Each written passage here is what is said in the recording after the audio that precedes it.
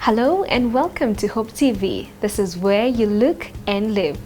In this week's edition on Testify, we meet Beatrice Ochie'ng, a medical social worker and a counselor. She was diagnosed with cancer of the blood stage 4 in 2015, but by the grace of God, she got healed. Stay tuned as she shares her testimony.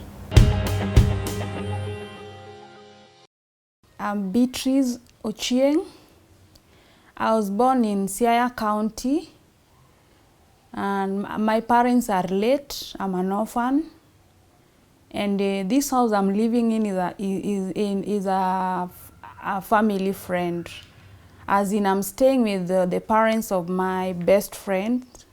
I was brought up in Nairobi, but I went to Kisumu Girls High School. That's where I did my 4th form. After 4th form, I went to college, and also I did a diploma in social work. I'm a medical social worker in short. I also did counseling. I was working at Eastern Dinary AIDS Relief Program, and that's where I was working until the time when I fell sick. And I lost my job. For the last 10 years, have been going on and off in hospital. I didn't know what was happening to me. I could go to the hospital, get tested, given medication, get treated. At times I could even spend 1 month in the hospital, but I was being treated on chronic anemia. And so for the last 10 years, it was hectic on me because I didn't know what I was suffering from. So it went on and went on like that until the last moment, that was in 2014 December. I fell sick. I went to the hospital, to the Mater Hospital. I was treated there. I came back home. We celebrated Christmas, though my health was not okay. So it came January, I resumed work. I went to work as normal the whole month.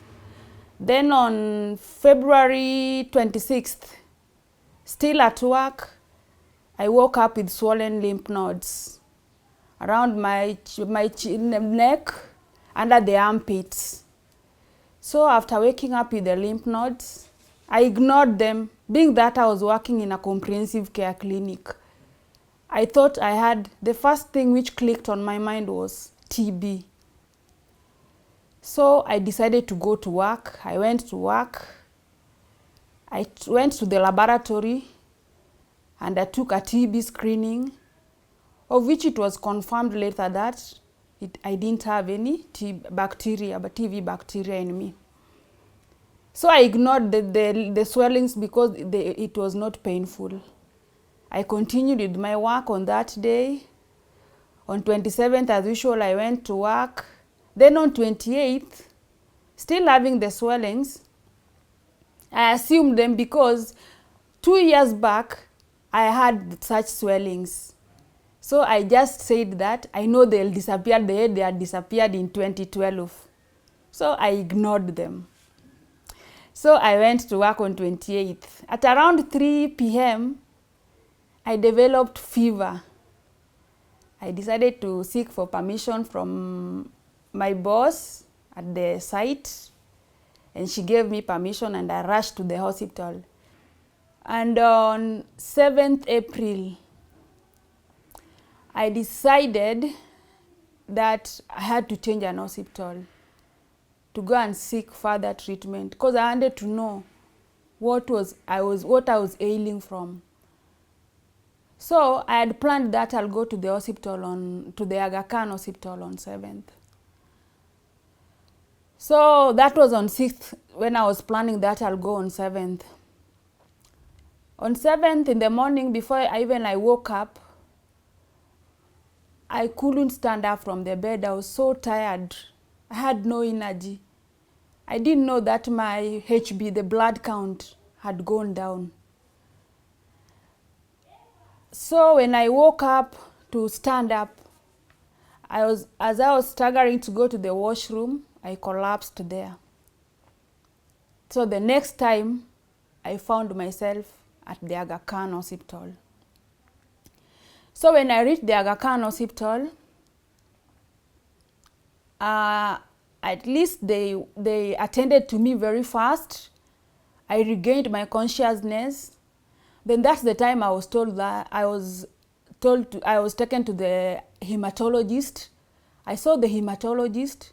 He took the history of my illness, and I told him that I've been having blood issues for the last 10 years, and I don't know what normally drains my blood because I go for blood transfusion. I'm always on Ranferon, that is the tablet, the folic acid.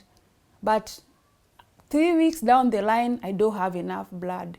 I have to go for transfusion, I have to take pills. Then he told me that, he asked me if I was ready to screen for blood cancer. Then the question I asked him was, how could I be having the cancer? Then he told me, in regard to your history, you should take a screening for cancer. That is if you are willing. Then I had no option. I said, if it's what's going to heal me, it's better. Then I accepted to go for the test. That day when I was supposed to go back to hospital, I woke up in the morning as usual, dressed up, went to the hospital. When I went to the hospital, I got the doctor. It was around 10 a.m. He was so good, took me in, called a counselor. We talked for a length, and then he told me that, Betty, I'm very sorry, but you have to be positive about your health. People live and people survive because of cancer. And he told me, that is when he told me that according to the test results, you are suffering from cancer of the blood. And being that I was working in a hospital, the first question I asked him was, which type of blood cancer? Because I knew there are 4 types. Then he told me, CLL, chronic lymphocytic leukemia. Then I told him, then he asked me if I have ever heard about it. I told him I know about the chronic. I know that chronic lymphocytic, you can stay with it for several years before you discover, not like the acute cancers, leukemia. So that's what he told me. The next question I asked him was if he happened to have known the stage I was in. Then he told me that's why he had told me to wait for 7 days, because they wanted to give me a comprehensive results in regard also to the stage I was. So he told me, you are in the last stage, that is the 4th stage. If you don't start your treatment immediately, then your family will lose you. Because the cancer, according to the results, the CT scan, the cancer has destroyed your left kidney. And it has spread, and even your spleen is enlarging. It has attacked even your liver and your lungs. Then I told him, I inquired whether I could get treatment. Then he told me there is treatment, but you'll have to go outside the country. Because he told me that radiotherapy and chemotherapy you can be done for in any hospital which you will choose, depending on your financial status. But leukemia, for you to be cured completely, you have to undergo a bone marrow transplant. So he told me that I'll have to go outside the country. So I have to seek for finances. Me, what I will urge people outside there, if you have recurrent sickness or illness, it's better to seek medical advice. Never ignore any ailment in your body. You never know what you could be suffering from. If you see any swelling, don't ignore it, even if it is not painful. And it's good to seek for a second opinion in hospital. If you go to a hospital and you get that you are not, there is no change in whatever you are being treated for, it's your right to change to another hospital. Because you can ignore and you lose your life.